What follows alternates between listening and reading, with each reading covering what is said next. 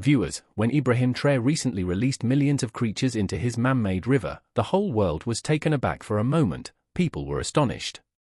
What kind of step was this? Usually, when artificial rivers are created around the world, they are stocked with fish to promote fishing. Some create designated areas for animals like crocodiles to boost tourism. But Ibrahim Traore did something no one had expected. He didn't release crocodiles or rare fish. Instead, he chose an animal most people consider nothing more than a wood-gnawing pest, the beaver. But the question is, why beavers? What was Ibrahim Traore's true purpose? And how could these animals turn this man-made river into not just a tourist attraction, but a self-sustaining natural ecosystem? That's what we'll uncover in today's video. So, make sure to watch till the end. Viewers, if we look at Burkina Faso's recent history, we see a harsh reality that has made life miserable for millions of its people. The severe shortage of water. This was a crisis that affected not only humans, but also crops, livestock, and even the very breath of the land itself. Villages had dried up completely. Wells were dug again and again to no avail, and women walked for miles to fetch water that was often contaminated or ran out before reaching home. In such a situation, when a child cried out in thirst, a mother could do nothing but pray. People were forced to mortgage their honor, their land, and even their children for a sip of water. Even the rain seemed to have abandoned them, as if nature itself had turned away in anger. It was during this time that a young leader emerged, Ibrahim Traore. His arrival brought not just slogans, but concrete action. One of the most significant steps he took was to create a man-made river. Yes, while the world focused on dams and water tanks, Ibrahim thought, if we can't rely on natural rains, why not create a new environmental system ourselves? This vision gave birth to a massive project. Hundreds of kilometers of canals were dug, the land was leveled, and a huge artificial river was built to store rainwater. At first, people were skeptical. Some mocked the idea, others said it was a waste of money. But after the first year of the project, the results silenced everyone. Where once crops withered, lush greenery began to thrive. Farmers' eyes lit up with hope and livestock drank clean water again. This artificial river was no longer just a water reservoir. It had become a symbol of new life. Children in the villages who had grown up without ever seeing a real river now played in the water. Farmers who once relied solely on prayers for rain could now grow their crops with confidence. The farmers now able to irrigate their crops had become prosperous. The economy began to improve. People started cultivating new lands and small businesses began to appear in nearby areas. The government called this project a people's revolution. And Ibrahim Traore started to be seen as a savior. But as with every path to progress, challenges began to appear. And the same happened with this man-made river. At first, when the water was flowing steadily, everything seemed natural. The current was constant. The soil absorbed it, and birds sang along its banks. But over time, the flow slowed. Mud, leaves, and debris began to accumulate at the riverbed.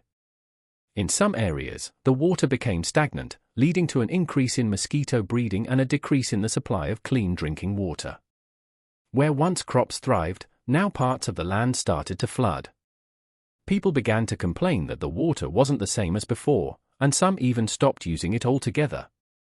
Things reached a point where greenish-blue layers started forming along the river banks, a sign of rising pollution in the water. This was an alarm bell. If nothing was done quickly, the project once the hope of Burkina Faso could itself turn into a disaster. And this, friends, was the moment when Ibrahim Traore made yet another revolutionary decision. A decision that seemed simple but was rooted in deep natural wisdom. The first thing he did was to gather all the country's trusted environmentalists, water resource experts, and engineers in one place. They held hours-long consultations. They studied various models not only from within the country but also from abroad. They looked at nations using advanced technology to keep their rivers and streams clean, massive filters, water pumping systems and machines that purified polluted water. But these methods were expensive, energy-consuming and harmful to the environment. For a resource-limited country like Burkina Faso, it was impossible to install machines every few kilometers to clean the river. That's when Ibrahim once again turned to nature, thinking if a problem has been caused by disrupting nature, the solution should also be found within nature itself. He instructed his experts, "We will not burden the land. We will give it a chance to breathe." With this vision, new research began in the country. Finally, the experts arrived at a creature that had remained unnoticed for centuries. The beaver. Viewers. The beaver is a medium-sized rare animal usually found in North America, Europe, in a few specific regions. It is often called nature's engineer. This animal by EML cuts down trees along river banks and arranges the wood to build natural dams. These dams not only regulate the flow of water but also help purify it, reduce pollution, enrich the soil's fertility, and maintain a complete aquatic ecosystem. The magic of the beaver is that wherever it lives, life begins to flourish again. Life began to return. Ibrahim decided that instead of installing expensive machines or electricity-powered plants to clean the artificial river, they would release beavers. This decision was strange, unbelievable to the world, and even humorous to the locals, because they didn't know that these small, innocent-looking creatures were in fact among nature's most intelligent and hardworking architects. Within just a few weeks of releasing the beavers along the river banks, they began their natural work without rest, without training, and without any instructions. They started gnawing on the soft trees growing along the banks, collecting branches and twigs, mixing mud and grass to build dams. In just 1 month, dozens of small natural dams had formed in the river. These dams balanced the water flow, prevented stagnation, and slowly began settling the pollution that had been suspended in the water. A few weeks later, when experts tested water samples, they were astonished. The foul-smelling polluted water had become crystal clear and blue. Fish that had once been dying began to return. Birds that had migrated away started coming back to this natural environment. Most importantly, people once again began collecting drinking water directly from the river without any filter or a machine. But viewers, it wasn't just the water that was restored. The land around the river began to flourish. New grass sprouted, local herbs reappeared, and all the credit went to the beavers, silently working day and night. These creatures live far from humans, never complain, take no payment, consume no electricity, and simply restore the river's life through their natural system. Today, in Burkina Faso, beavers are mentioned in school curricula. Posters of them appear on walls, children hear their stories, and the world sees this model as a successful example.